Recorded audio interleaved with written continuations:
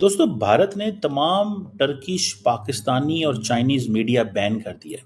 India खाली terrorism के खिलाफ था पाकिस्तान की तरफ, तो उसके लिए बीच में टर्की का आने का कोई मतलब नहीं था। जब से तुर्की ने पाकिस्तान को सपोर्ट किया है तब से पूरी तरह से तुर्की एप्पल खाने के लिए कोई तैयार नहीं। आप लोगों को पता है भारत ने तुर्की के ड्रोन की इंडस्ट्री का भट्टा बिठा दिया है, जिसको बोला जाता है भट्टा बैठ गया। जहां ईंटें बनते हैं तो समझ लो सब कुछ बर्बाद हो गया। तुर्की की ड्रोन इंडस्ट्री लगभग बर्बादी की कगार पे खड़ी है भारत की वजह से आज की तारीख में।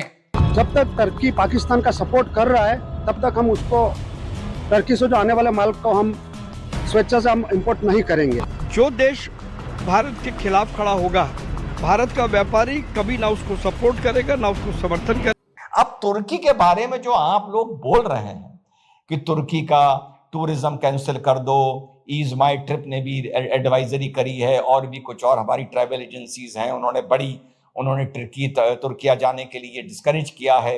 लोग बहुत बड़े पैमाने पे कैंसिलेशन करवा रहे हैं। तो यार आप लोगों को इस बात, अच्छा टीआरटी भी जो है उसको भी भारत ने बैन कर दिया है, ग्लोबल टाइम्स को भी बैन कर दिया है, वगैरह वगैरह। आप लोगों को ये पता है कि तुर्की की कितनी लंबी लग चुकी है इस लड़ाई में? आप लोगों को सिर्फ ये बताया जाएगा, ये आप लोगों को पता होगा कि भैया तुर्की ने अपने C-130 हरक्यूलिस प्लेन भेजे, जो रडार ट्रैकिंग डेटा की एक इंडिपेंडेंट एजेंसी है वो तो बता रहा है 6 भेजे।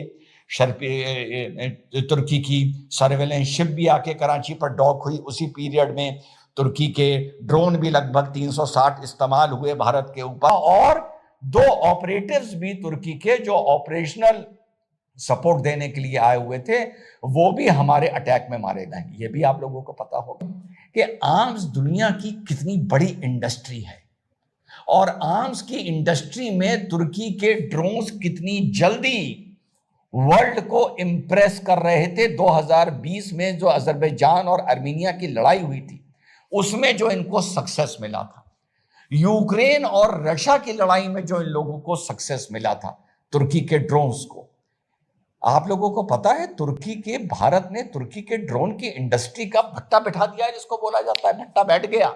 जहां ईंटें बनते हैं तो समझ लो सब कुछ बर्बाद हो गया। तुर्की की ड्रोन इंडस्ट्री लगभग बर्बादी की कगार पे खड़ी है भारत की वजह से आज की तारीख में। ये जो बहुत उड़ रहा था, शुक्र है ऊपर वाले का कि इसने पाकिस्तान को ड्रोन्स दिए जो भारत के खिलाफ इस्तेमाल हुए।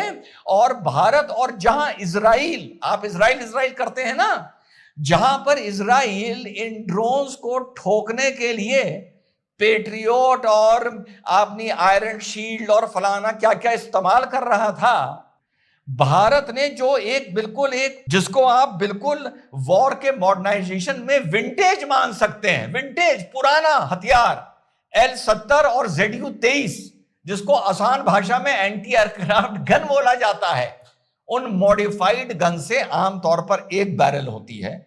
भारत ने मॉडिफाई करके उसमें 4 बैरल कर दी, यानी 4 वेपन को एक में कनेक्ट कर दिया। उससे भारत ने 70 ड्रोन इनके मार गिराए, इनको तो कूड़ा कर दिया भारत ने। ये है कि हमें किसी की कोई ज़रूरत नहीं है, कि इंडिया समझता है कि जिसे कहते हैं ना, जिस चीज़ को मैं अंडरस्टैंड करता हूँ वो ये कहते हैं कि भाई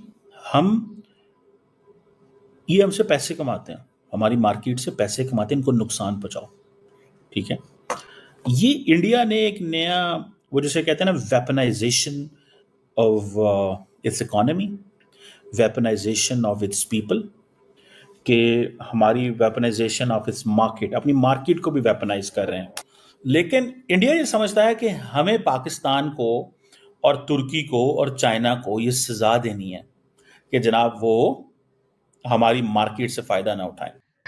टर्की का उनका ड्रोन्स का यूज करना सेंटिमेंट्स के अगेंस्ट किया है हमारे ट्रैवल इंडस्ट्री के, बिकॉज हमें लगता है कि हमने टूरिज्म में इनकी बहुत हेल्प करी है, दोनों कंट्रीज की, अजरबैजान की भी और टर्की की भी।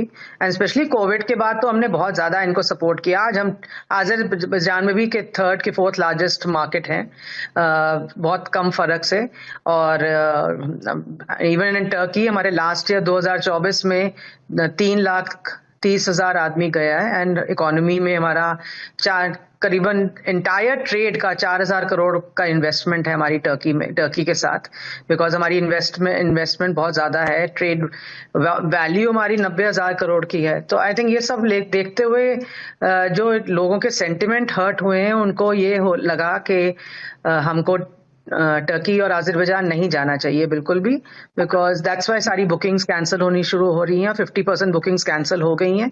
बड़े बड़े जो हमारे टूर ऑपरेटर्स हैं उन्होंने सेल करना बंद कर दिया है। चला कि टर्की और अजरबैजान इस लड़ाई में गलत साइड में खड़े। देखिए, पाकिस्तान गलत है, ये बात प्रूव हो चुकी है दुनिया में।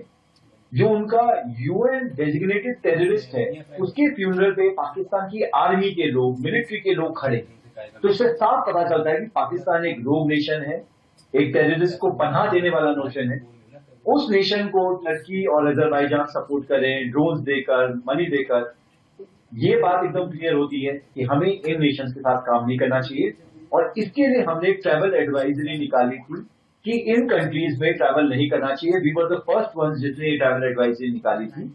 हमें बहुत खुशी है इस बात की कि हमें देखकर काफी सारी ट्रैवल एजेंसीज ने भी ये एडवाइजरी निकाली। और आज के टाइम में हमारे एफर्ट की वजह से boycott Turkey, boycott Azerbaijan trend कर रहा है। कि तुर्की जो ऑपरेशन दोस्त था हमारा, जब हमने ये करा तो वो ऐसा कदम उठाएगा और मतलब हमारे दुश्मन के साथ मिलके सारा काम करेगा। तो इसलिए जो travel agents association of India है और बाकी जो ट्रैवल एसोसिएशन हैं, बड़े बड़े जो टूर ऑपरेटर्स, ट्रैवल एजेंट्स हैं, सबने तुर्की का और अजरबैजान का, क्योंकि अजरबैजान ने भी इनको ओपनली सपोर्ट करा है, तो इन दोनों का बाइकआउट करा है। और हम इंडियन चेंबर की तरफ से इन सारी एसोसिएशंस के साथ हैं।